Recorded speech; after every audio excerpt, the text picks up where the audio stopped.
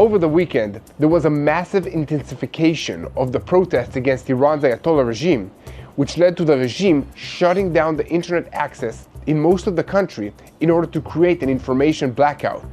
However, reports leaked out of live fire being used against the protesters in several cities, resulting in hundreds of fatalities, but that hasn't stopped the protesters from coming out into the streets with chants against the regime and a refrain heard over and over again: "We're not going anywhere." The regime is trying to downplay the scope of the protest, but is also threatening to execute traitors and those who assist them, while on television they are broadcasting a war orchestra, while American and Israeli officials are holding discussions about possible sites for attacks. They are also discussing the possibility that Iran could launch attacks against Israel and the United States bases in the entire region in order to distract attention from their own internal problems. Israel's intelligence echelon is watching Iran closely to stay ahead of these threats, and other regional military forces are also on high alert. Welcome to Boots on the Ground. I'm your host Yair Pinto, bringing you the whole truth about what's happening in Israel. So, is Iran on the brink of a revolution against the Revolutionary Guards and its regime?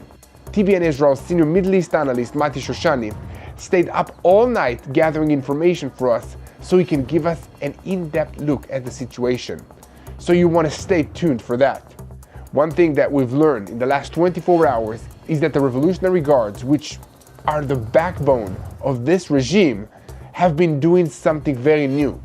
They are now actively hunting for ordinary police officers who refuse to fire on protesters, other Iranians, even as doctors and hospital staff all over the country are saying that they are being overwhelmed with the number of wounded people being brought to them for treatment.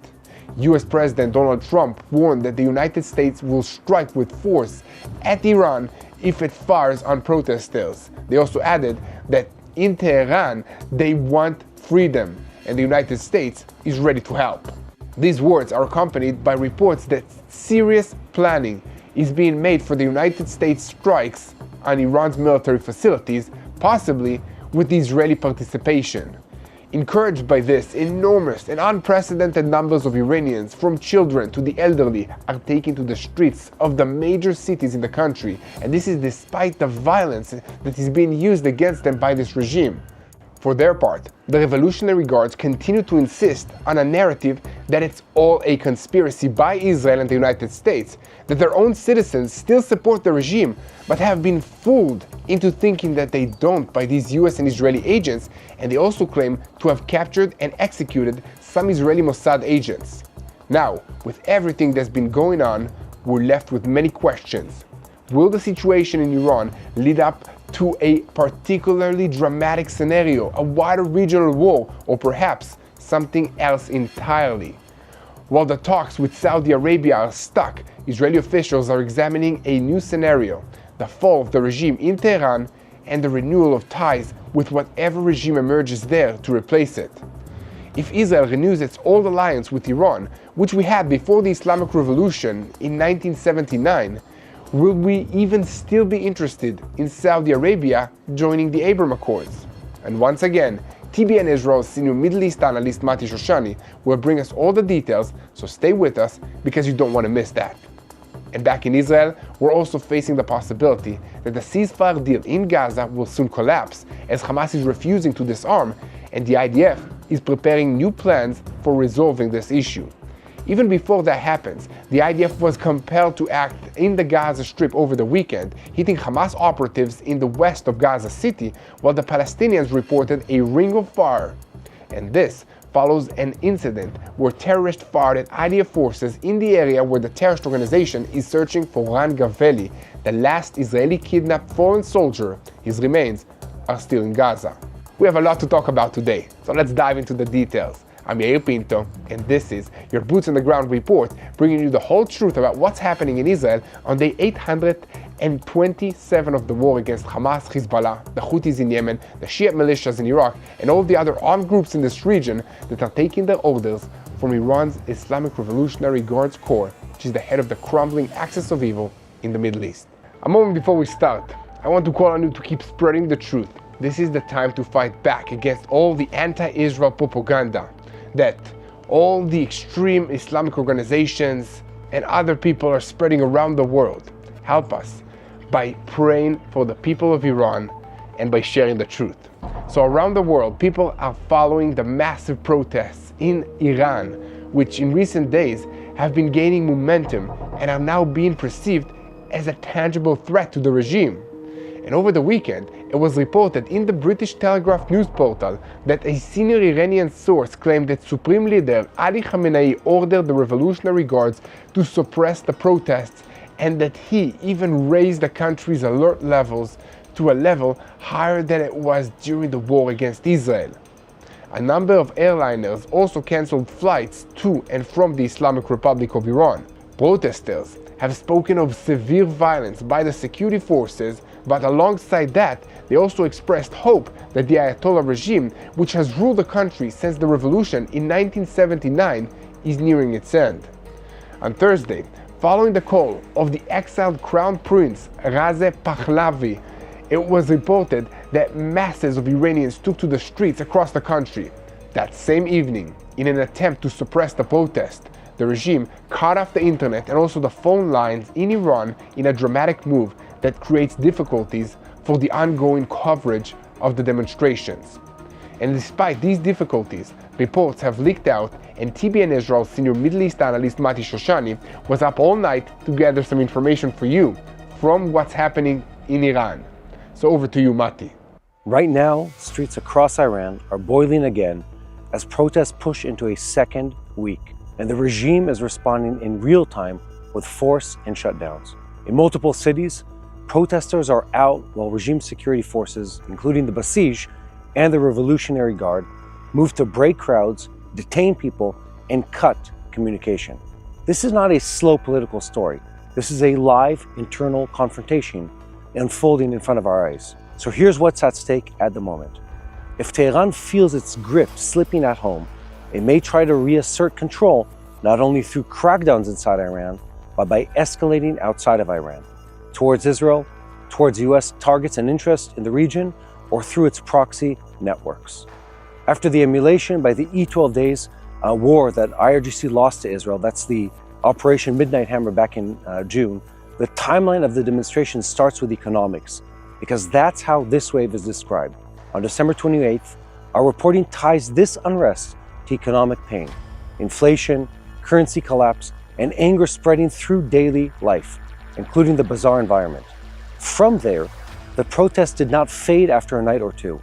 Our collected reporting describes them continuing and escalating, reaching what is described as a 14 days of unrest up till now. And the longer it continues, the more it becomes about power, not about prices. In the meantime, Thursday, January 8th, is described as a major turning point. Our sources connect that day to a public call by Reza Pahlavi, the exiled crown prince, urging people to flood the streets. After that call, the street language hardens. Chants described in the material include "Death to the dictator," referring to Supreme Leader Ali Khamenei. Another chant appearing in the reporting is, "This is the last battle. Pahlavi will return." Alongside the chants, the symbolism shifts too. Footage now describes in our reporting, including appearances of the pre-1979 Lion and Sun flag, a direct cultural challenge to the Islamic Republic's identity. At the same time, the regime's response follows a pattern it has used for years, but with modern tools. First, it tries to shut down coordination.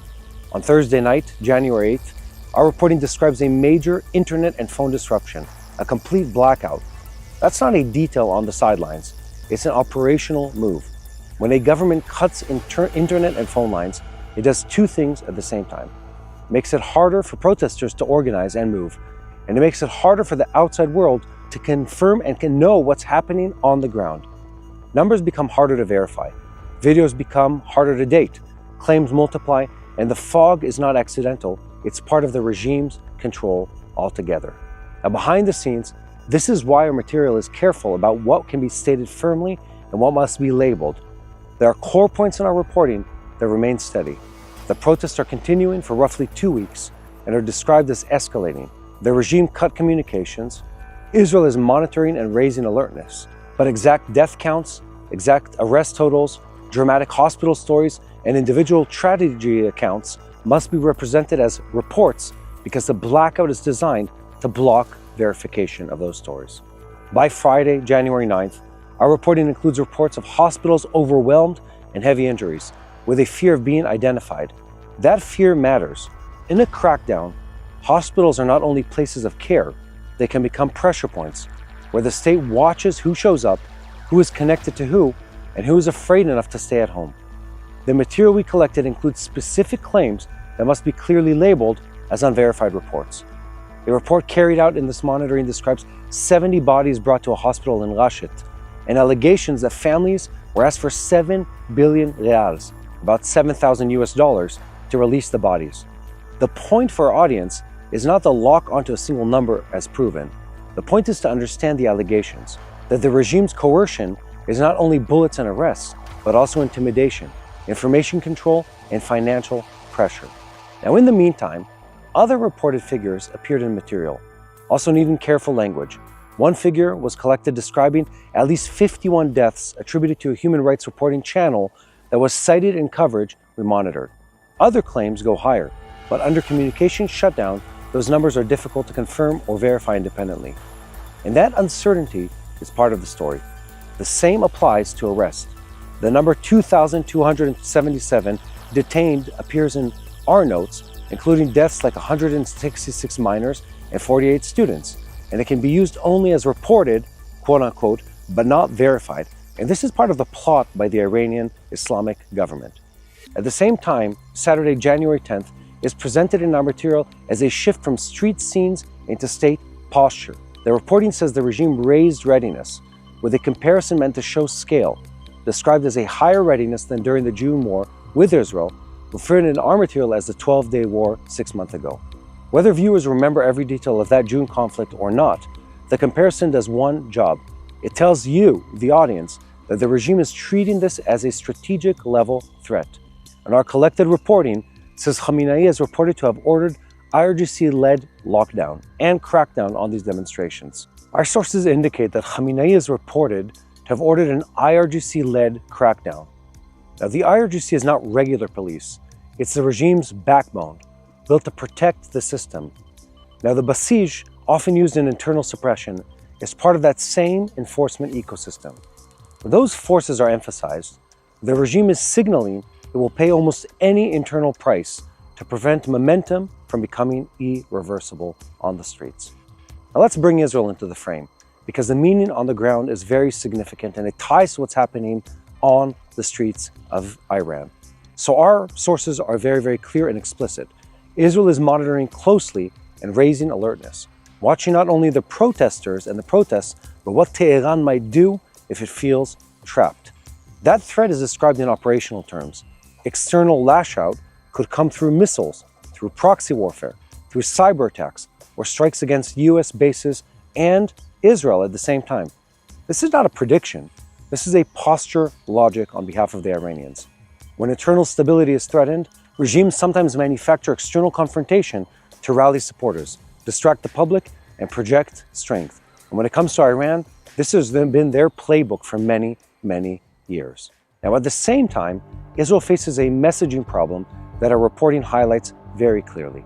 Israel can express moral support for the Iranian people without owning the protests. Because if Israel is perceived as directly or directing events, Tehran can use that claim to justify higher repression or harsher repression and to frame protesters as foreign agents. This is why the clean framing matters. Support the people. Do not hand the regime a propaganda weapon. Now, at the same time, our notes are also, and our sources are indicating, that psychological pressure is in the air. Israel is reportedly receiving threats and texts like, "Look to the sky at midnight," with unclear credibility. Even if the source is uncertain, it reflects the atmosphere around the crisis. An atmosphere of intimidation, of fear, and the sense that escalation could come all of a sudden. Now, hand in hand with that, the United States enters the story in the loudest way possible, through public messaging from President Donald Trump in the last 48 hours, as reflected in the material we've collected for you. So the tone is direct. Iran wants freedom. The US is ready to help. Our sources are reporting that also there's a description of warning attributed to Trump that if the regime starts killing protesters, the US would hit them hard. And then there's a third layer. We've heard reports that are tracking described initial internal discussions about potential strike options, while emphasizing two qualifiers that also appear in those sources. No sign of an imminent strike and no reported change in force posture. That combination is the story.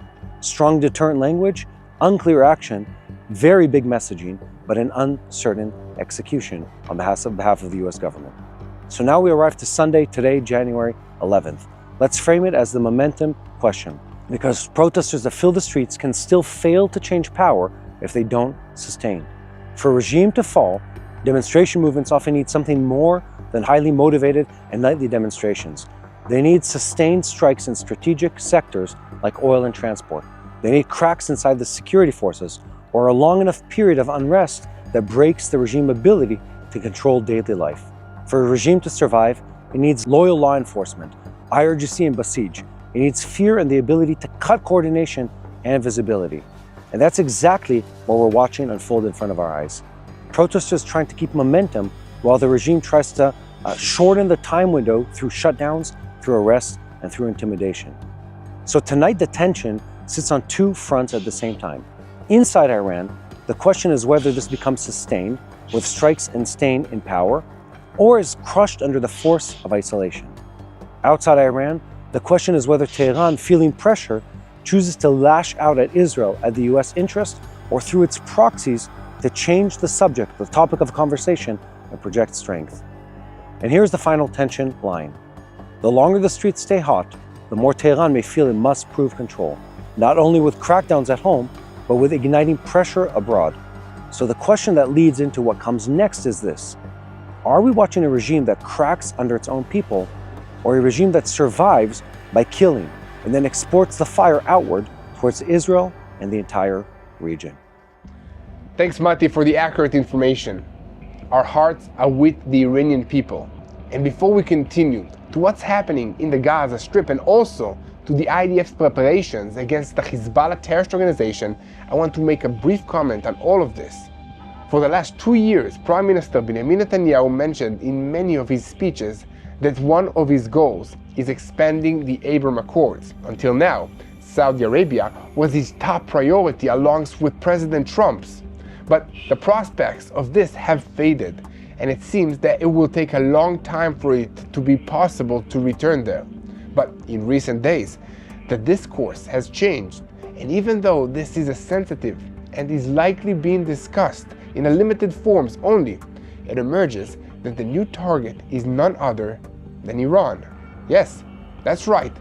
Normalization with Saudi Arabia is more or less off the table for now, but normalization with Iran is being seriously discussed. This turn of events would have been unthinkable just a short time ago, and it of course depends first and foremost on the Iranian people and on the success of the protesters bringing down the regime of Iran. And meanwhile, different elements in the Iranian opposition are already serving today as a pretext for a future peace agreement with Israel, if and when it becomes practical to the point of turning the arrangement into a strategic goal. Therefore, all of us, together, we need to pray for the Iranian people to succeed in freeing themselves from the cruel Islamic rule of the Revolutionary Guards in Iran. We will pray for peace, and you can help us by sharing these videos with as many people as possible and by also praying for the situation. And also, please tell me what you think about all of this in the comment section. And speaking of sharing good things with people, I want to share something that's happening here in Israel, because as 2026 begins, the need in Israel is still very big. War doesn't end when the siren stops. Families are still rebuilding. Reservists in the IDF are still serving. Survivors still face long days alone, and children still go to bed hungry. At Meir Panim, we have a job to do, and they call it Itchadshut, which means in Hebrew, renewal. It begins quietly with a fridge that hums again, a backpack packed for school, or a Holocaust survivor smiling over hot soup. Over the past year, Meir Panim helped 100,000 100,000 displaced families begin rebuilding their lives. They served 2.6 million meals, supported over 100,000 IDF soldiers, delivered 500,000 care packages, and renovated hundreds of homes for families and Holocaust survivors in need. Each meal, each visit, each act of kindness helps restore steady ground, and as the new year begins, you can help give those in need a new beginning. Just visit blessed-israel.org to give now. Every donation is tax deductible, and every gift helps bring renewal and hope to Israel. And now, we will move quickly to what's happening in the Gaza Strip, because the situation of Hamas is closely related to what's happening in Iran. In Tehran and also in other cities in Iran, the streets are burning once again, causing Hamas to look eastward and also to worry, because as Tehran is distracted by its domestic crisis, there is less money and less assistance that is available for the IRGC to send to their proxies, Hamas, Hezbollah, and the Houthis in Yemen. However, Hamas refuses to fully disarm, and despite the shrinking support from Iran and the demand placed by the conditions of Phase B of the American ceasefire plan, the IDF has already formulated a plan for a new ground operation in areas that remain under Hamas's control within the Yellow Line area. But underground, at least according to sources that are involved in the discussions, there is currently no immediate entry, and Israel is allowing time for the diplomatic track to advance. And with all of that in mind, there is the problem. While talk continues about moving to Phase B of the ceasefire plan, Hamas is exploiting the lull to rebuild its power. According to assessments cited in the reports, the organization is rebuilding tunnels that were destroyed. It's appointing new commanders and also trying to recreate a routine of governance.